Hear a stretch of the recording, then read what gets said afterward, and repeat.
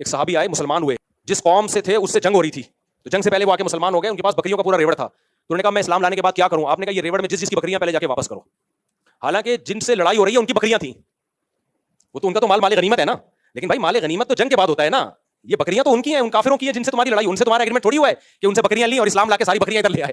یہ تو پھر غیر مسلم جائے سونا نکالے چوری کرے اور اسلام قبول کر کے سونا لے کے بھاگ جائے.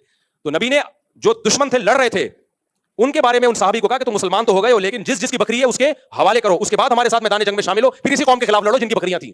اتنی مالی معاملات میں اسلام نے ہم کو فیئر رہنے کا حکم دیا ہے, اور آج پتہ ہی نہیں چلتا کتنا پیسہ آ رہا ہے, کہاں جا رہا ہے. ایسے بھی بعض محتمم, زیادہ تر صحیح ہوتے ہیں الحمدللہ, لیکن مدارس کے بعض محتمم میں نے دیکھے ہیں, بعض لوگ وہ کیا کر رہے ہیں, مدرسے کے لیے گائے لینے گئے, اپنی نیت سے خریدی, اور جیسے گائے خریدی 50,000 کی, ایک مثال دے رہا ہوں, اور مدرسے کو 55,000 کی بیچ دی. ابے یہ کیا ہو رہا ہے؟ آپ جب مدرسے کے وکیل بن کے جا رہے ہو تو آپ اپنے لیے خرید ہی نہیں سکتے بھائی. آپ جب خرید رہے ہو اپنے لیے تو وہ مدرسے کے لیے ہو, پھر وہی آپ مدرسے کو بیچ رہے ہو یعنی اپنے آپ کو بیچ رہے ہو. یہ ڈرامے بھی ہوتے ہیں بعض جگہ, نہیں آئی سمجھ میں بات. میں اس کی ایک مثال دیتا ہوں. غفار بھائی نے آپ کو 1 لاکھ روپے دیے اور بولا جا میرے لیے گائے لے کر آ.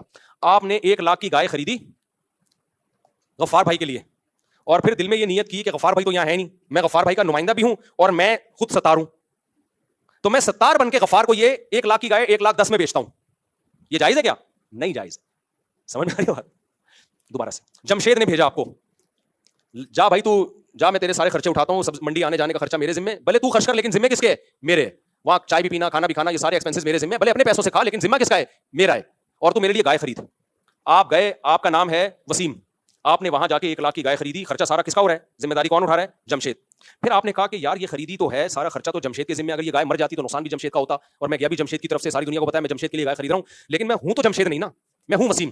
تو یہ گائے جو میں نے 1 لاکھ کی خریدی ہے, تو میں نے وسیم جو میں سچی مچی کا ہوں وہ بن کے میں نے جمشید کو 1,10,000 میں بیچی, اور پھر آپ نے جا کے جمشید سے کہا کہ یہ گائے 1,10,000 کی ہے.